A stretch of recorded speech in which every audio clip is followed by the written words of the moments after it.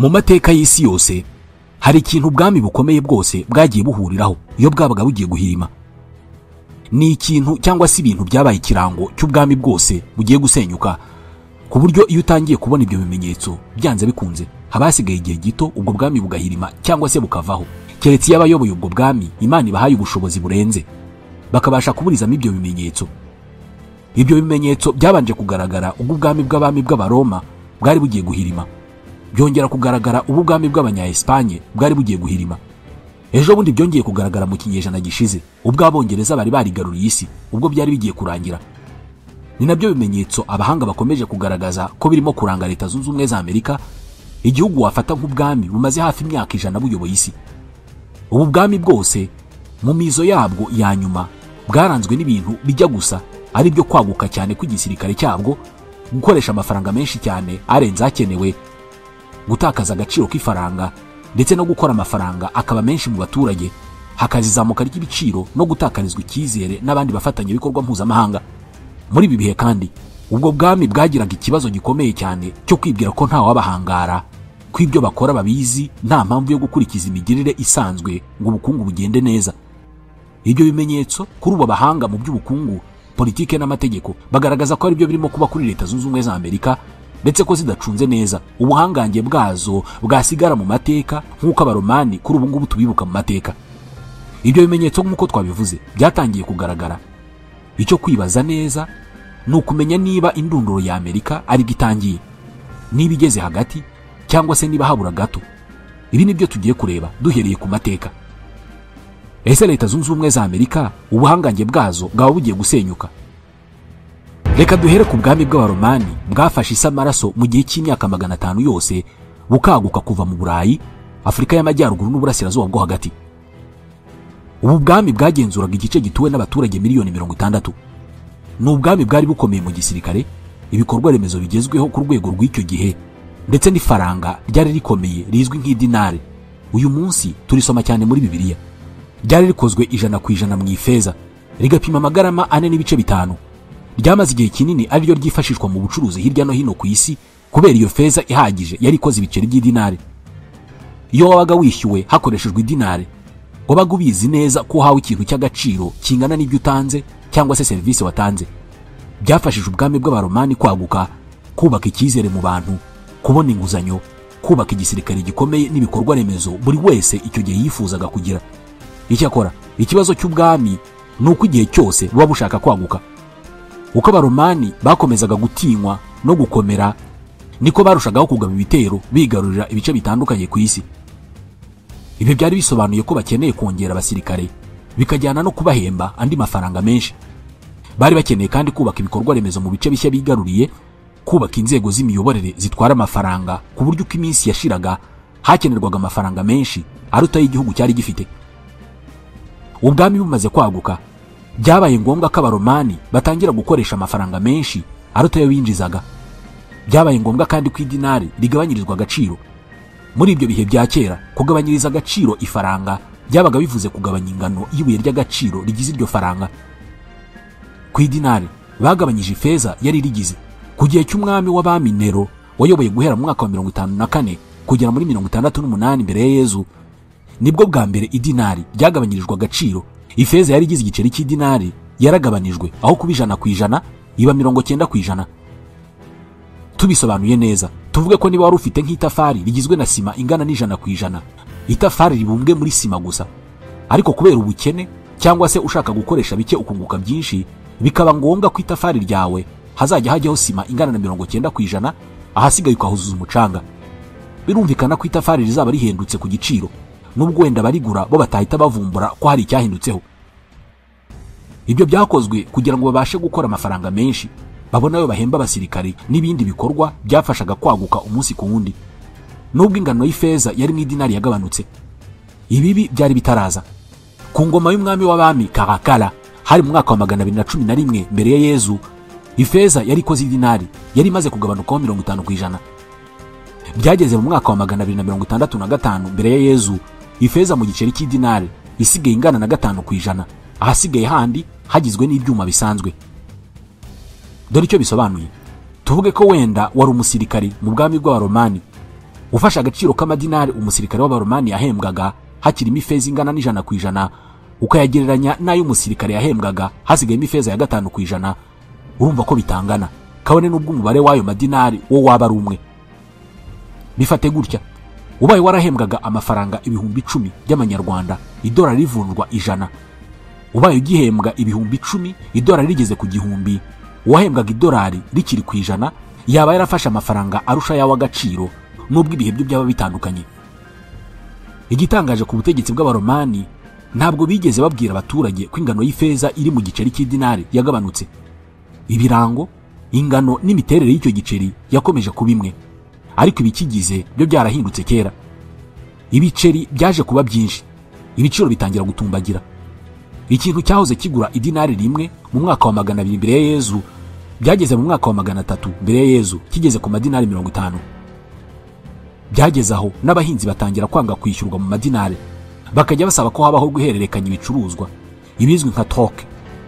Niba uzanye ibishyimbo nkaguha ibirayi cyangwa se amashaza, icyo ufite nkeneye nicyo umpa aho kumpa amafaranga. Abaturage bari bamaze gutakariza icyizere idinari. Abasirikare nabo batangiye kwigaragambya, basaba ko batangira kwishyurwa zahabu cyangwa se bagahabwa ibindi bicuruzwa by'agaciro aho kuba idinari. Abakusanya imisoro nabo byatangiye kubagora. Gukusanya imisoro bisa nk'ibihagaze kubera ko amadinari bakusanyaga ntacyo yari akimaze. Ifaranga ry'abaromani ryageze aho riba nkaho ntacyo rikimaze, igihugu cyokamwa n'ubukene n'amadeni. Ubwami bushwanyuka uko. Ubwami bw'abaromani ntabwo bwasenywe n'ingabo z'amahanga, bwarisenye bwo ubwabwo kubera imicungire mibi, kwiyumva no gukomeza gushaka byinshi biruta ibyo batanga. Byageze mu mwaka wa 476, ubwami bw'abaromani bwaramaze kugwa hasi. Igihugu cyageze aho kinanirwa kwishyura abakozi. Imishinga mishya no gusana isanzwe birananirana. Kuva ubwo ibi byabaye nk'ibyokama ubwami bwose bukomeye ku isi. Mbere yo kugwa kwabwo, bwabanzaga kugaragaza ibimenyetso nk'ibyahitanye abaromani. Twagiye mu kinyejana cya 16, ahagana mu myaka y'1500, ubwo ubwami bwa Espanye aribwo bwari buyoboye isi. Abashakashatsi b'abaromani nka Christophe Colomb bari bamaze iminsi bogoga isi bavumbura ahantu hashya. Ntabwo nzi niba wabyita kuvumbura, kubera ko aho bageraga bahasangaga abantu bahamaze imyaka n'imyaka. Gusa ikidashidikanywaho ni uko ubwami bwa Espanye muri icyo gihe aribwo bwari buyoboye isi. Mu 1545, abanya-Espanye bavumbuye ibirombe binini by'ifeza mu gice kirimo Bolivia uyu munsi, ni muri Amerika y'Epfo. Nibyo birombe binini by'ifeza byari bivumbuye bwa mbere ku isi, ku buryo ariho haturukaga 1/2 cy'ifeza yose icukurwa ku isi. Ubwato bwirirwaga bubisikana mu nyanja ya Atlantique bupakiye ifeza ivuye muri Bolivia igiye muri Espanye. Ubwami bwa Espanye bwifashishaga iyi feza mu gukora ibiceri by'amafaranga yitwaga idolari rya Espanye. Abahanga mu bukungu banavuga ko idolari rya Espanye ariyo mafaranga ya mbere yifashishijwe cyane ahantu henshi ku isi, uhereye mu Burayi kugera muri Aziya. Byazamuye ubukungu bwa Espanye, kiba igihugu cyubashywe cyane ku isi, ndetse biha Espanye ububasha bwo kugenzura ubutaka bwinshi ku isi, ku buryo kuri buri mugabane uhasangaga ibihugu biri mu maboko ya Espanye. Nk'uko byagenze kuri Roma, Espanye nayo yaje gusinda ubukire n'ubuhangange, butangira kuyirangiza gahoro gahoro. Ifeza yabaye nyinshi muri Espanye kugera ubwo amadolari akozwe muri yo ntacyo yari akivuze. Espanye yacukuye ifeza iraryoherwa cyane, maze si ukugurisha yivayo, ku buryo icyitwa ifeza cyataye agaciro mu Burayi bwose. Ibiciro by'ibicuruzwa byarazamutse. Nk'ikintu cyahoze kigura igiceri kimwe cy'idolari rya Espanye mu 1500, byageze mu 1600 kigura amadolari 10. Bitandukanye n'abaromani, ahangaho ntabwo bagabanyije ingano y'ifeza, ariko yarasabagiye ku buryo kubona ifeza byari bisigaye nko kubona urugwiri mu murima. Byatumye agaciro k'iryo buye ryubashywe cyane kagabanuka, kandi ari ryo ubukungu bwa Espanye bwari bushingiyeho. Ikintu noneho cyarushagaho gushegesha Espanye nuko nta bindi bicuruzwa bakoraga ngo wenda babyohereze hanze babone ibindi bakeneye. Ifeza nicyo kintu cyonyine bacungiragaho. Gutakaza agaciro kwayo byari ikimenyetso cyo kurangira. Imyaka y'1590 yagiye kurangira abami ba Espanye bari mu madeni akomeye. Nk'umwami Philippe wa kabiri wayoboye hagati y'umwaka w'1556 n'1598 yarazwa amadeni akomeye na se Charles, kubera ko yasanze igihugu gifite miliyoni 36 z'amadolari yakoreshwaga. Umwami Philippe aho kugabanya amadeni yafashe menshi kurushaho, kandi aho kuyashora mu nganda cyangwa se ibindi by'agaciro ayashora mu ntambara yarwanaga n'ubwami bwa Ottoman muri Turukiya y'ubu. Mu 1557 umwami Philippe yatangaje ku mugaragaro ko igihugu cye kitakibashije kwishyura amadeni gifite kubera ko ntacyo kwishyura basigaranye, kabone nubwo aribo bagenzuraga 1/2 cy'ifeza yose yabarizwaga ku isi. Kwishyura amadeni byarabananiye kubera ko agaciro k'ifeza kari karagabanutse cyane. Amadeni n'inyungu zayo bimaze kuba byinshi, Espagne yatangiye gukora ibiceri birimo ifeza nke, bazana ibiceri bikozwe muri cuivre, ariko abantu banga kubikoresha ku buryo byageze mu mwaka w'1600 Espagne iri mu nzira zo gusenyuka. Amafaranga yo gutunga igisirikare yarabuze, ibikorwa hafi ya byose birahagarara ku buryo umwaka w'1700 wageze ubwami bwa Espagne busigaye mu mateka. Kuri iyi nshuro nabwo intandaro yo kugwa yabaye imwe n'iy'ubwami bw'Abaromani: amafaranga menshi, gusesagura, amadeni, gutakaza agaciro k'ifaranga no gutakarizwa icyizere.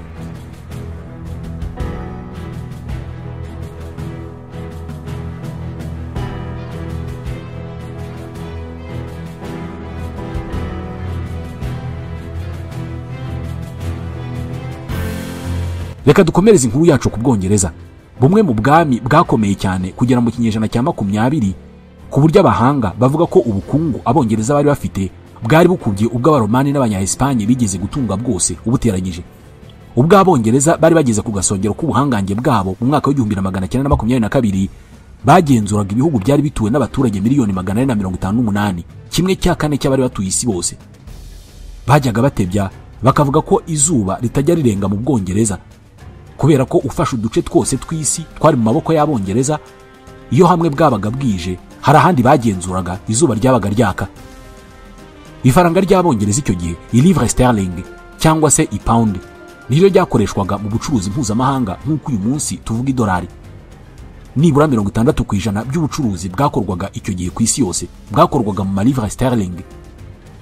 Icyo gihe agaciro k'livre sterling kabarwaga gashingiye kuri zahabu. Ni ukuvuga ngo Ubwongereza bwashyiraga hanze livre sterling ahwanye na zahabu bafite mu bubiko. Byatumye iryo faranga rigira agaciro, ririzerwa cyane kandi rirakoreshwa bidasanzwe mu bucuruzi mpuzamahanga. Icyakora nubwo ibyibanze byari byakozwe, ubwami bw'ibihangange bwose buba bwubakiye ku madeni kugira ngo bukore ibidasanzwe. Ubwongereza nabwo niko byaje kugenda, bwinjiye mu gufata amadeni menshi, yaba yo gushora mu ntambara, ibikorwa remezo, ayo guhemba abakozi ndetse no gutunga ibihugu bwabaga bukolonije. Mbere livre sterling rigifite agaciro ntacyo byari bitwaye, ariko ubwo ryatakazaga agaciro byabaye ibindi. Kugera mu mwaka w'1914 ubwo intambara ya mbere y'isi yari irimbanyije, Ubwongereza bwari bufite amadeni angana na $650,000 z'amadolari. Ubwo iyo ntambara yarangiraga mu mwaka w'1919, amadeni y'iki gihugu yarageze kuri miliyari 7 z'amadolari, hafi inshuro 12 ugeranije n'imyaka 5 yari yabanje. Aya madeni yose Ubwongereza bwayafashe buyashora mu ntambara. Ni amadeni Ubwongereza bwafashe muri Leta Zunze Ubumwe za Amerika, ndetse abaturage babwo n'abandi bose nabo bashoboraga kubuguriza. Kubera intambara no gukenera amafaranga menshi, Ubwongereza bwageze aho ya gahunda yo guhuza livre sterling na zahabu buyivamo, batangira gukora amafaranga menshi adafite aho ahuriye na zahabu bari babitse. Nyuma y'intambara Abongereza bashatse gusubira ku guhuza livre sterling na zahabu, ariko birabananira.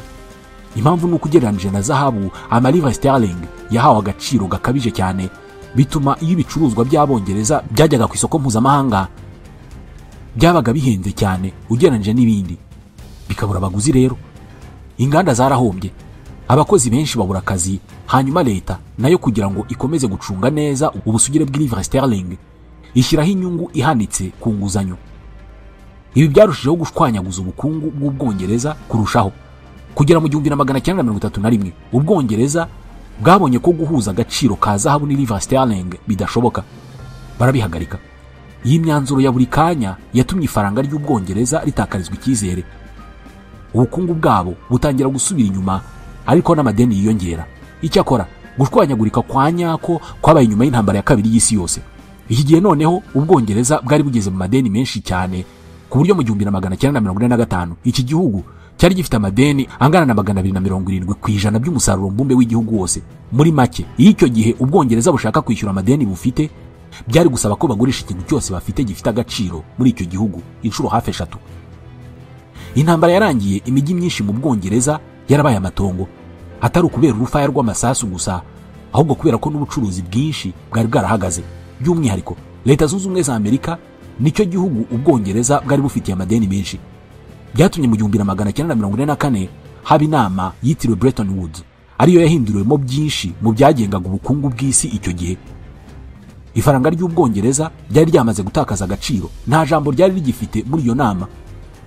Umwanzuro wavuyemo nuko hemejwe ko ubucuruzi mpuzamahanga butangira gukorwa mu madolari ya Amerika. Ubwongereza bwagerageje kubyitambika, ariko amazi yari yamaze kurenga inkombe. Byahumiye kumira ari mu 1947 ubwo Ubuhindi bwabonaga ubwigenge. Iki ni kimwe mu bihugu byari bifatiye runini cyane ubukungu bw'Ubwongereza, bikomeza kuba bibi cyane ubwo n'ibindi bihugu birimo n'ibyo ku mugabane wa Afurika byakomezaga kwiyomora ku Bwongereza bisaba ubwigenge. Impamvu zatumye ubwami bwa Roma na Espagne buhanuka ni nazo zahanuye Ubwongereza kugeza butakaje agaciro, ijambo rigasigara mu maboko ya Leta Zunze Ubumwe za Amerika, ariyo tugezeho kano kanya. Ikibabaje nuko uko bya bimenyetso byagize uruhare mu gusenya ubu bwami bwa kera twavugagaho ari nabyo birimo kumyasa hejuru y'ikirere cya Leta Zunze Ubumwe za Amerika. Nkuko twabivuze, idolari rya Amerika guhera mu 1944 niryo rikorwamo ubucuruzi mpuzamahanga. Bigitangira, kubera ko Amerika yari ifite zahabu nyinshi yagiye ihabwa n'ibihugu yagurije mu gihe cy'intambara ya mbere n'iya kabiri y'isi yose, byatumye idolari rishyigikirwa na zahabu. Mu ntangiriro amadolari 35 yabaga angana n'amagarama 28 ya zahabu. Amerika imaze kwizera ko ubukungu bw'isi buvuye mu maboko y'Ubwongereza ahubwo bugiye mu maboko yayo, yatangiye kwirara, nayo itangira kugikoresha amafaranga menshi arenze ayo yinjiza. Yahise yishora mu ntambara nyinshi nk'iya Vietnam, intambara y'ubutita, kubaka ibirindiro bya gisirikare hirya no hino ku isi n'ibindi. Mu 1960 ibihugu bimwe na bimwe birimo Ubufaransa byaje kuvumbura ko Amerika isigaye isohora amafaranga menshi atangana n'ububiko bwa zahabu ifite, maze mu gihe bifite amadolari bishaka gusubiza Amerika bigasaba ko bihabwa zahabu. Amerika imaze kubona ko bayivumbuye kandi ko zahabu ifite itangana n'amadolari ari hanze, mu 1971 yafashe umwanzuro wo kureka gushingira idolari ku bubiko bwa zahabu ifite, itangira kugicapa amadolari ikeneye bitewe n'icyo ishaka kugeraho ntawe uyitangiriye. Byasubiye inyuma nka kumwe kw'idinari ry'Abaromani, maze si ugucapa yo bashaka karahava. Mu ntangiriro ntacyo byari bitwaye, kubera ko abakeneye amadolari bakomeje kwiyongera bitewe n'undi muvuno Amerika yari yaciye wo gutegeka ko petrole icuruzwa ku isi hose icuruzwa mu madolari. Nubwo abakeneye amadolari bari benshi, Amerika ntabwo yaretse gukora ibyoretse ubundi bwami mbere yayo. Yarushijeho gufata amadeni menshi. Nko mu mwaka wa 1980 amadeni ya Amerika yari miliyari 900 z'amadolari. Yarikubye ku buryo mu mwaka wa 2000 ayo madeni yarageze kuri miliyari 5,600 by'amadolari, hafi inshuro 6 zayo bari bafite mu myaka 20 yari yabanje. Amadeni ya Amerika ntabwo yigeze ahagarara, kubera ko kugeza ubu arabarirwa muri miliyari 35,000. Ikibazo gikomeye nuko ideni rikomeje kwiyongera uko iminsi ishira, ari nako Amerika ikora amadolari menshi nta kishingiyeho. Nko mu gihe cya COVID-19 bakoze amadolari angana na miliyari 4,000 bavuga ko aragamije gutuma ubukungu busubira ku murongo. Bitekereze muri ubu buryo: uramutse ufite icyuma gikora amafaranga, uko ugize icyo ukenera aho kubyuka ngo ugikorere, aho gukihina mu cyumba ugakora amafaranga, ukajya ku iduka ugafata ibyo ushaka. Amerika yo ibikora ibwira abayinenga kuko gukora amadolari menshi ntacyo bitwaye. Nyamara birebera kure bakavuga ko bikomeje gutuma ibiciro by'ibicuruzwa muri Amerika bizamuka cyane.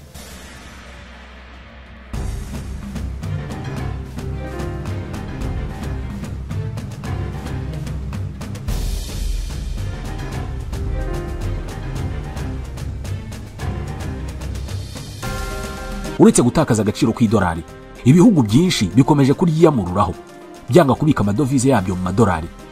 Amadovize ni amafaranga y'amahanga igihugu kiba kibitse, ariyo cyifashisha iyo gifite ibyo kigiye kugura mu mahanga. Mu mwaka wa 2000 nibura 70% by'amadovize ibihugu byo ku isi byari bibitse yarabitswe mu madolari, bivuze ko yari mu maboko ya Leta Zunze Ubumwe za Amerika. Uyu munsi ntabwo ariko bikimeze. Amadovize abitse mu madolari yarakonkobotse cyane, ava kuri 70% ubageze kuri 58%. Ikibazo gikomeye ni uko ibihugu byinshi bikomeje kugira amakenga bikarushaho kugabanya amadovize abitse mu madolari. Byarushijeho gukomera ubwo Uburusiya bwatangizaga intambara muri Ukraine, maze amadovize yabwo yari mu madolari agafatirwa nk'igihano. Byeretse ibindi bihugu ko bikwiriye gushaka ubundi buryo, kubera ko amadovize ari mu madolari ari aya Amerika kurusha uko ari ay'ibyo bihugu. Kugeza ubu umuryango BRICS uhuriyemo ibihugu nk'Ubushinwa, Uburusiya n'ibindi urimo gushaka uko watangiza ubundi buryo bwo guhahirana hadakoreshejwe idolari. Ikindi kintu gikomeye ni uko Uburusiya n'Ubushinwa ari ibihugu bimaze iminsi bigura ku bwinshi zahabu aho kubika amadolari. Ni nako bimeze ku bihugu bindi. Mu kwezi kwa gatandatu muri uyu mwaka, Banki Nkuru y'u Rwanda nayo yatangaje ko ikomeje kongera ubwizigamire bwayo bwa zahabu kubera ko ari wo mutungo udapfa gutakaza agaciro. Nkuko twabibonye mu kanya rero, inzira Amerika irimo nta itandukaniye n'iy'ibindi bihugu by'ibihangange isi yagize mu bihe byashize byanyuzemo kugira ngo bisenyuke.